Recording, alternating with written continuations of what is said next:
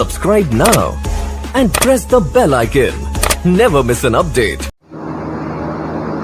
نماز کو ہم پڑھ رہے ہیں تو نماز کے اندر رکوع کے بارے میں ہم بات کر رہے تھے کہ جب رکوع میں جاتے ہیں تو حالت رکوع کے اندر بہت ساری دعائیں ہیں جو کم از کم 5 سے 6 تک دعائیں نبی علیہ السلام سے ہمیں ملتی ہیں، اور سجدوں کے اندر کم از کم 7 دعائیں ہیں۔ اسی طرح ہم جو عام طور پر جو دعا پڑھتے ہیں سجدے کے رکوع کے اندر، یہ ہے سبحان ربی العظیم۔ اس کے بارے میں ہم نے پڑھ لیا تھا کہ سبحان پاک ہے ربی میرا رب العظیم، عظمت والا۔ اور دوسری دعا میں نے بتائی تھی سبحانک اللہم ربنا وبحمدک اللہم اغفر لی، کہ اللہ تو پاک ہے اے ہمارے رب، وبحمدک اور تیری حمد کے ساتھ اللہم اغفر لی، اے اللہ تو مجھے معاف فرما دے۔ تو یہ 2 دعائیں، اس کے بعد یہ 2 دعائیں مزید آپ کے سامنے لکھی ہوئی ہیں۔ یہ تمام دعائیں جو ہیں یہ احادیث سے ثابت ہے، اور نبی علیہ السلام ان کو اپنے تمام نمازوں کے اندر بکثرت پڑھا کرتے تھے۔ میں نے آپ کو کہا تھا پہلے بھی کہ ہمارے ہاں عمومی طور پر چھوٹی سی ایک دعا سبحان ربی الاعلیٰ اور سبحان ربی العظیم کی صورت ہم نے اس کو دعا کو یاد کیا ہوا ہے۔ اس کے علاوہ اگر ان دعاؤں کا ترجمہ دیکھیں تو یہ بڑی ہی قیمتی اور بڑی اہم قسم کی دعائیں ہیں کہ اللہ تعالیٰ سے ہم اپنے رکوعوں کے اندر اور سجدوں کے اندر جو دعائیں کر رہے ہوتے ہیں یہ بڑی اہم دعائیں ہوتی ہیں۔ اب یہ دیکھیں اس کے بعد آگے اللہ تعالیٰ کی تعریفات ہی ہیں اس کے اندر بھی۔ پہلی دعا کے بعد جو دوسری دعا تھی سبحانک اللہم ربنا وبحمدک اللہم اغفر لی، اس دعا کو اللہ کے نبی بڑی کثرت سے پڑھا کرتے تھے۔ اس کے اندر اللہ تعالیٰ سے بخشش کا سوال کیا گیا ہے۔ اس کے بعد ان دعاؤں کے اندر اللہ تبارک و تعالیٰ کی صفات کا ہی تذکرہ ہے۔ سبوح تسبیح سے ہے، جیسے سبحان ہوتا ہے، سبوح یہ بہت زیادہ تسبیح بیان کی گئی ہے، بہت زیادہ پاکیزگی ہے اللہ تعالیٰ کی۔ قدوس جو بہت زیادہ مقدس ہے، پاکیزہ ہے، وہ بھی پاکیزگی ہے، اور یہ بھی اللہ تعالیٰ کی تقدیس ہے۔ مقدس ہونا، پاکیزہ ہونا دونوں تقریباً مترادف ہی الفاظ ہیں۔ وہ کون سا رب ہے جو بہت زیادہ پاکیزہ ہے، بہت زیادہ مقدس ہے؟ رب جو رب ہے الملائکۃ فرشتوں کا، والروح اور روح کا۔ روح سے مراد حضرت جبرائیل علیہ السلام ہے۔ قرآن مجید میں کئی مقامات پہ اللہ تعالیٰ نے روح کا لفظ استعمال کیا ہے۔ ایک جگہ پہ تو سورہ کہف کے اندر ہے وَيَسْأَلُونَكَ عَنِ الرُّوحِ، وہ آپ سے روح کے بارے میں سوال کرتے ہیں۔ وہ روح خاص طور پر اسپیسیفک وہی روح ہے جو جانداروں کے اندر روح ہوتی ہے، اس روح کے بارے میں سوال کیا گیا۔ اس کے علاوہ جہاں جہاں پر روح کا تذکرہ ہوا ہے اس روح سے مراد حضرت جبریل امین علیہ السلام ہے۔ جیسے سورۃ القدر کے اندر ہے نا تنزل الملائکۃ والروح فیہا، کہ فرشتے بھی نازل ہوتے ہیں اور روح بھی نازل ہوتی ہے۔ تو روح سے مراد حضرت جبرائیل علیہ السلام ہے، تمام فرشتوں کے سردار ہیں۔ ان کا تذکرہ اللہ تعالیٰ نے خصوصی طور پر علیحدہ سے کیا ہے کہ رب الملائکۃ جو فرشتوں کا بھی رب ہے، والروح اور روح کا بھی رب ہے۔ یہاں پر ایک اور بات کا میں اظہار کرتا چلوں کہ اللہ تعالیٰ نے حضرت جبرائیل کا قرآن مجید کے اندر بھی اور ان دعاؤں کو بھی اندر بھی فرشتوں کا نام لینے کے باوجود بھی علیحدہ سے تذکرہ کیا۔ تو حضرت جبریل کا ایک اپنا علیحدہ مقام ہے، ان کا ایک مرتبہ ہے، ان کا ایک بڑی ہی بلندی اور رفعت ہے۔ نبی علیہ السلام نے سورہ نجم کے اندر بھی ملتا ہے کہ اللہ تبارک و تعالیٰ نے نبی علیہ السلام کو 2 مرتبہ حضرت جبریل کا دیدار کروایا۔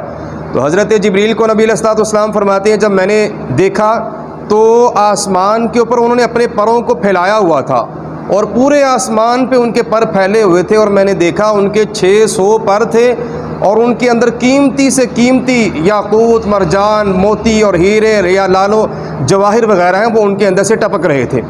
تو اللہ تعالیٰ نے حضرت جبریل کو دکھلایا، تو اس لیے ان کی خوبصورتی کا تذکرہ قرآن مجید میں بھی ہے، اور نبی علیہ السلام نے بھی ان کا فرمایا۔ تو اسی لیے اللہ تعالیٰ نے رب الملائکۃ کہہ کے والروح کا علیحدہ سے تذکرہ کیا۔ تو دعا پڑھ رہے ہیں ہم رکوع کے اندر، یہ سجدے کی دعا بھی ہے، سجدے کے اندر بھی پڑھی جاتی ہے، آگے جا کے ہم پڑھیں گے۔ یہ رکوع کی بھی یہ دعائیں ہیں، بہت زیادہ پاکیزہ، بہت زیادہ مقدس۔ رب الملائکۃ والروح جو فرشتوں کا بھی رب ہے، والروح اور حضرت جبریل کا بھی رب ہے۔ دوسری دعا اسی طریقے سے سبحان پاک ہے، زی کا مطلب زی یا زو کا لفظ ہوتا ہے نا، والا کے معنی کے اندر استعمال ہوتے ہیں۔ صاحب کا مطلب والا، صاحب اختیار، اختیار والا، صاحب اور کسی لفظ کے ساتھ صاحب کا لفظ لگا دیں تو صاحب جو ہے والا کے معنی کے اندر استعمال ہوتا ہے۔ یہ زی صاحب ہے۔ الجبروت قدرت والا، جس کے پاس ہر قسم کی قدرت ہے، جیسے ان اللہ علی کل شیء قدیر ہے، اسی طریقے سے یہ جبروت ہے، سبحانہ پاک ہے، ذی الجبروت بڑی قدرت والا، والملکوت یہ ملائکہ فرشتے ہیں، اور یہ ملک کہتے ہیں فرشتے کو، بادشاہت کو بھی کہتے ہیں، یہ ملکوت جو ہے یہ بادشاہت میں سے ہے، اور ملائکہ ملک کی جمع ہے، ملکن ایک فرشتہ ہوتا ہے اور اس کی جمع ہے ملائکہ، یہاں پر ملکوت یہ بادشاہت کے معنی کے اندر استعمال ہوا ہے۔ اللہ تعالیٰ کی ملکیت، اللہ تعالیٰ کی بادشاہت ہے، تو پاک ہے وہ جو بڑی قدرت والا ہے، والملکوت اور بادشاہت والا ہے، والکبریاء کبریائی والا ہے، والعظمہ اور عظمت والا، اس کا ترجمہ میں نے اوپر ہی لکھ دیا، والکبریاء اور کبریائی والا ہے، والعظمہ اور عظمت والا بھی، بلندی والا بھی ہے۔ یہ کبریاء تکبر سے ہے، جیسے اللہ اکبر اللہ تعالیٰ کی تکبیر بیان کرتے ہیں، اللہ کی کبریائی بیان کرتے ہیں۔ حدیث کے اندر آتا ہے کہ نبی علیہ السلام فرماتے ہیں، اللہ تبارک و تعالیٰ فرماتے ہیں، حدیث قدسی ہے، الکبریاء ردائی، تکبر میری چادر ہے، اور جو کوئی میری اس چادر کو کھینچنے کی کوشش کرے گا میں اس کو اٹھا کے جہنم میں پھینک دوں گا۔ یعنی اللہ تبارک و تعالیٰ کے علاوہ تکبیر، کبریائی، بڑائی، عظمت کسی اور کے لیے لائق نہیں ہے، یہ صرف اور صرف تکبیر یا کبریائی جو ہے یہ اللہ تعالیٰ کی ہی ذات کے لیے ہے، اور اسی طریقے سے عظمت جو ہے یہ بھی اللہ تعالیٰ کی ہی ہے۔ تو اسے پتہ چلا پاک ہے، ذی الجبروت قدرت والا، والملکوت اور بادشاہت والا، والکبریاء اور کبریائی والا، والعظمہ اور عظمت والا۔ کون؟ اللہ تبارک و تعالیٰ کی ذات، جس کی ہم تسبیح بیان کر رہے ہیں، جس کی ہم تقدیس بیان کر رہے ہیں۔ تو یہ دو دعائیں ان دو دعاؤں کے علاوہ ہیں، اس کے علاوہ بھی دو دعائیں مزید ہیں، وہ ذرا بڑی دعائیں ہیں، اس لیے چھوٹی چھوٹی دعائیں میں نے آپ کے سامنے لکھی تاکہ اگر آپ یاد بھی کرنا چاہیں تو آسانی سے ان کو یاد کر لیں۔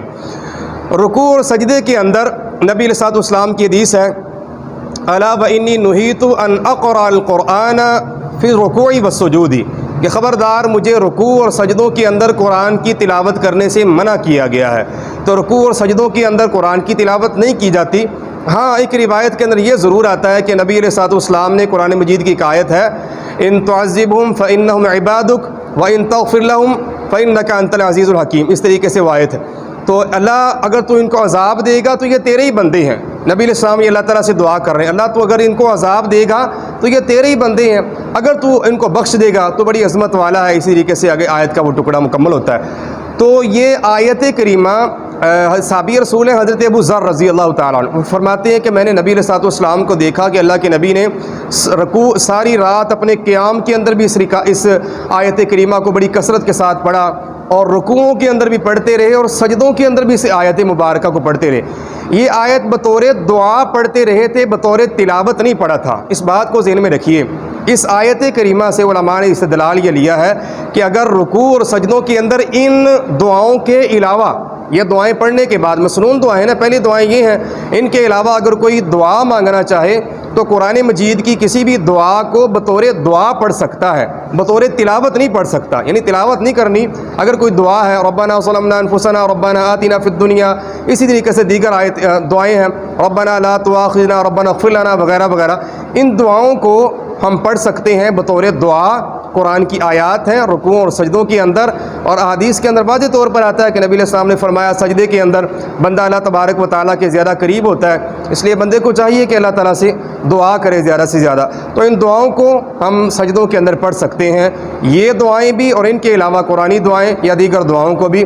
اول تو ہم ان دعاؤں کو پڑھنا مناسب ہی نہیں سمجھتے، کیونکہ ہم نے چھوٹی چھوٹی دعائیں یاد کی ہوئی ہیں، جلدی سے اپنی رکوعوں کو سجدوں کو مکمل کر کے، اور اتنی تیزی سے نماز کو مکمل کرتے ہیں کہ ہمیں خود پتہ نہیں ہوتا کہ ہم نماز میں کیا پڑھ رہے ہیں۔ پہلی تو بات یہ ہے نا کہ ہم ان دعاؤں کو یاد کریں، جب یہ دعائیں یاد ہو جائیں پھر وہ اگلا سٹیپ آتا ہے کہ بندہ ان دعاؤں کو یاد کرنے کے بعد اللہ تعالیٰ کے ساتھ ایسا تعلق جوڑے، ایسا تعلق مضبوط کرے، پھر لمبے لمبے رکوع کرے اور لمبے لمبے سجدے کرے اللہ تعالیٰ سے، پھر بندہ صدقے دل کے ساتھ، اخلاص نیت کے ساتھ یا خلوص دل کے ساتھ اللہ سے دعائیں کرے، تو یقیناً پھر اللہ تبارک و تعالیٰ کی بندہ معرفت کو حاصل کر سکتا ہے۔ اللہ تعالیٰ سے دعا ہے مالک کائنات ہمیں قرآن مجید کا اور نماز کا صحیح فہم عطا فرمائے، اور اللہ ہمارے معاملات کو قبول فرمائے۔ ھذا ما کان عندی واللہ تعالی اعلم بالصواب، وآخر دعوایا ان الحمد للہ رب العالمین۔